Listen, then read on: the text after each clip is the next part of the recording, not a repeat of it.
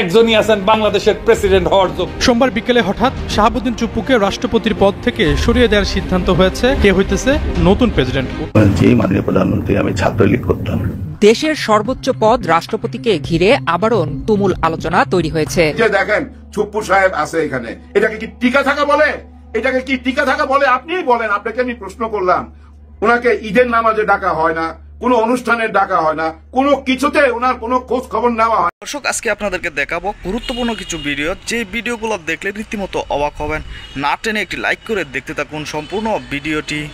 একজনই আছেন বাংলাদেশের প্রেসিডেন্ট হওয়ার যোগ্য। সোমবার বিকেলে হঠাৎ শাহাবুদ্দিন চুপ্পুকে রাষ্ট্রপতির পদ থেকে সরিয়ে দেওয়ার সিদ্ধান্ত হয়েছে, এমন ইঙ্গিতপূর্ণ একটি স্ট্যাটাস দেন অনলাইন অ্যাক্টিভিস্ট পিনাকি ভট্টাচার্য। নিজের ভেরিফাইড ফেসবুক পেজে দেওয়া ওই পোস্টে তিনি লেখেন, চুপ্পু যাইতেছে, কে হইতেছে নতুন প্রেসিডেন্ট। উত্তর জানতে নেটিজেনদের একটু অপেক্ষা করতে বলেন তিনি। চুপ্পুরে বঙ্গভবন থেকে বাইর করে দাও। পিনাকির এমন মন্তব্যে রীতিমতো তোলপাড় শুরু হয় সামাজিক যোগাযোগ মাধ্যমে। ওই পোস্টের ঘণ্টা তিনেক পর বেগম খালেদা জিয়ার একটি ছবি শেয়ার করে পিনাকি লিখেন, নতুন বাংলাদেশের মহামান্য রাষ্ট্রপতি, যার হাতে স্বাধীনতা, সার্বভৌমত্ব আর জাতীয় মর্যাদার পতাকা সব সময় সুরক্ষিত সমুন্নত থাকবে। তবে এসব তথ্যের কোনো সূত্র উল্লেখ করেনি পিনাকি ভট্টাচার্য, যিনি বলছিলেন ওদের হাতে গোলামির জিনজির আমাদের। এছাড়াও পিনাকি ভট্টাচার্য তার ইউটিউব চ্যানেলে এ সংক্রান্ত একটি ভিডিও প্রকাশ করেন। তাতে তিনি দাবি করেন, বাংলাদেশের প্রেসিডেন্ট হওয়ার যোগ্যতা একমাত্র খালেদা জিয়ার রয়েছে, যিনি বাংলাদেশের ইতিহাসের মহানায়ক, যিনি নতুন প্রজন্মকে মাথা উঁচু করে লড়াই করতে শিখিয়েছে, যিনি দলমর্তের ঊর্ধ্বে গিয়ে আজ জাতীয় ঐক্যের প্রতীক হয়ে উঠেছে। বাংলাদেশ উনাকে রাষ্ট্রপতি বানায় নিজে সম্মানিত হতে চায়। বাংলাদেশের প্রথম নারী প্রধানমন্ত্রী বেগম খালেদা জিয়াই প্রথম নারী রাষ্ট্রপতি হবেন দাবি করে পিনাকি বলেন, প্রধান উপদেষ্টা ডক্টর মোহাম্মদ ইউনূস ও খালেদা জিয়া দুই মুরব্বী মিলে আমাদেরকে নতুন বাংলাদেশের সূচনায় পৌঁছে দেবে। তিনি আরো দাবি করেন, লাল সবুজের ইতিহাসে এমন দুই নেতার অভূতপূর্ণ অভিভাবকত্ব আর কখনোই ফিরে পাওয়া যাবে না, তাই আমরা এই সুযোগ হারাতে চাই না। আমরা বেগম খালেদা জিয়ার অধীনে নির্বাচন করতে চাই। পিনাকি মনে করেন, খালেদা জিয়া রাষ্ট্রপতির দায়িত্বে আসলে দেশে একটি গ্রহণযোগ্যমূলক নির্বাচন আয়োজন করা সম্ভব। পিনাকি ভট্টাচার্য শাহাবুদ্দিন চুপ্পুকে সরিয়ে খালেদা জিয়াকে রাষ্ট্রপতির আসনে বসানোর দাবি করলেও এখন পর্যন্ত এই নিয়ে সরকারের পক্ষ থেকে কোনো প্রতিক্রিয়া দেখা যায়নি। মনে করেন না, যখন ওই যে 10 নম্বর বিপদ সংকেত দেয়, তখন আমরা কি করি? তখন আমরা ঘরের দরজা জানলা বন্ধ করে ভাই সেফ জোনে চলে যাই। আবার বেশি জোরে ঝড় আসলে খাটের নিচে ঢুকা যায় ভাই। গ্রাম দেশে আমার ছোটবেলায় আমার একবার খাটের নিচে ঢুকায় ফেলাইছিল, ওদিকটা তিন উইরা চলে যাইতেছে। তো ভাই আমার নিজের অভিজ্ঞতা আছে, আমি তখন ছোট। তার মানে কি, বিপদ সংকেত, ঝড় আসতেছে, ঝড়, কারো খাটের তলে যাইতে হবে। আর যার ঘর শক্ত আছে, আমার মতো ভাঙা টিনের চাল থাকলে ভাই উইরা যাবে, ভাই উইরা যাবে। আর শক্ত ঘর থাকলে তো টিকা থাকতে পারবে। আর ওই শক্ত ঘরের পিলার গুলা কারা জানেন? এই জনগণ। এই জনগণের পিলার লাগবে ওই শক্ত ঘরের জন্য। মানুষের ভালোবাসা লাগবে, ভালোবাসা ছাড়া মানুষ টিকা থাকতে পারে না। এই যে দেখেন চুপ্পু সাহেব আছে এখানে, এটাকে কি টিকা থাকা বলে? এটাকে কি টিকা থাকা বলে? আপনিই বলেন। আপনাকে আমি প্রশ্ন করলাম, ওনাকে ঈদের নামাজে ডাকা হয় না, কোনো অনুষ্ঠানে ডাকা হয় না, কোনো কিছুতে ওনার কোনো খোঁজ খবর নেওয়া হয় না, ক্যামেরার সামনে আনা হয় না। এটা কেমন পদ? এটা কোনো পদ হইলো? এটা কোনো জীবন হইলো?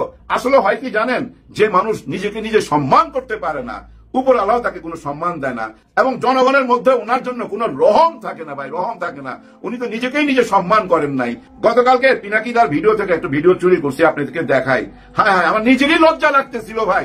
দেখেন, 3 মাস ধরে মাননীয় প্রধানমন্ত্রীকে সালাম করতে গেলে উনি আমার সালাম নিতেন না। তা আমি দেখতাম যে ওনার চরণের ধুলো আমি পাই না। আমার মিশ্র প্রতিক্রিয়া হচ্ছিল যে উনি কেন আমার সালাম নেন, আপনি কি রাজনীতি করতেন? আমি বললাম, জি মাননীয় প্রধানমন্ত্রী, আমি ছাত্রলীগ করতাম। 3 মাস ধরে মাননীয় প্রধানমন্ত্রীকে সালাম করতে গেলে উনি আমার সালাম নিতেন না। তা আমি দেখতাম যে ওনার চরণের ধুলো আমি পাই না। এইটা কোনো কথা বলেন? এটা কোনো কথা? ভাল লাগলো না, মনটা ভাঙিয়া গেছে ভাই, মনটা ভাঙিয়া গেছে। এই ছিল আমাদের দেশের হেড মাথাগুলা, এরাই দেশ চালাইছে ভাই গত 54 বছর। এই 54 বছর আমরা এরকম মালই পাইছি ভাই, এই 54 বছর আমরা এরকম নেতৃত্বই পাইছি ভাই। এরাই আমাদের নেতা। গত প্রেসিডেন্ট দেখেন নাই, একেবারে ভাই ফাঁসির আসামি। ওই যে বিশ্বজিৎকে যারা মারলো তাদেরকে ভাই খালাস কইরা দিল। হ্যাঁ, উনার একটাই কাজ খালাস কইরা দেওয়া। কত ফাঁসির আসামিকে যে খালাস কইরা দিছে, ওইখান থেকেই তো যারা ধর্ষণকারী, যারা খুনি, তারা উৎসাহিত হইলো। আমাদের দলের লোকই তো প্রেসিডেন্ট, আমাদেরকে তো ফাঁসির আসামি থেকে খালাস কইরা দিবেই। এইভাবেই উৎসাহিত হয়েছে। এইভাবেই ভাই দিনের ভোট রাত্রে করছে, দিনে দুপুরে ভোট চুরি করে নিয়ে যাইতে দেখছি, দিনে দুপুরে এবং রাতের মধ্যে ভোটের বাক্সের মধ্যে ভোট ভইরা রাতের মধ্যে আবার ঢুকাই দিছে। কেউ কোনো কিছু বলে নাই। আর্মি, পুলিশ, র্যাব সবাই পাহারা দিছে। কাকে পাহারা দিছে? চোরকে পাহারা দিছে। ওই সিস্টেম কি চলতে পারে? না, চলতে পারে না। ওই চোরদের হাত অবশ করে দেওয়া হবে। কে বলছিল? সবচেয়ে নরম দিলের মানুষ ডাক্তার শফিকুর রহমান স্যার বলছিলেন, ওই হাত অবশ করে দিব, যে হাত ভোটের বাক্সের মধ্যে যাবে ওই হাত অবশ করে দিব। আর মামুনুল হক সাহেব কি ঠান্ডা মাথায় বলছে।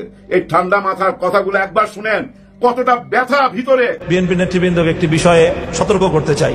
2013 সালের 5ই মে শাপলা চত্বরে আমরা যখন ফ্যাসিবাদী আওয়ামী লীগের সবচেয়ে বর্বর হত্যাযজ্ঞের শিকার হয়েছিলাম, সেদিন সন্ধ্যাবেলায় কিন্তু বেগম জিয়া আপনাদের সকলকে আহ্বান করেছিলেন যে তোমরা শাপলা চত্বরে নিপীড়িত এই হেফাজতের আন্দোলনের পাশে তোমরা দাঁড়াও। আমি আজকে অত্যন্ত ব্যথা নিয়ে বলতে পারি যে আপনারা কিন্তু সেদিন আপনাদের নেত্রী সেই নির্দেশনা ফলো করেননি।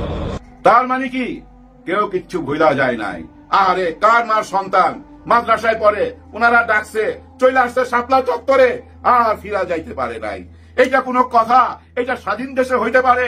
এগুলো বন্ধ করতে হবে না, এগুলো বন্ধ করতে হবে। আর এগুলা বন্ধ করবে কারা?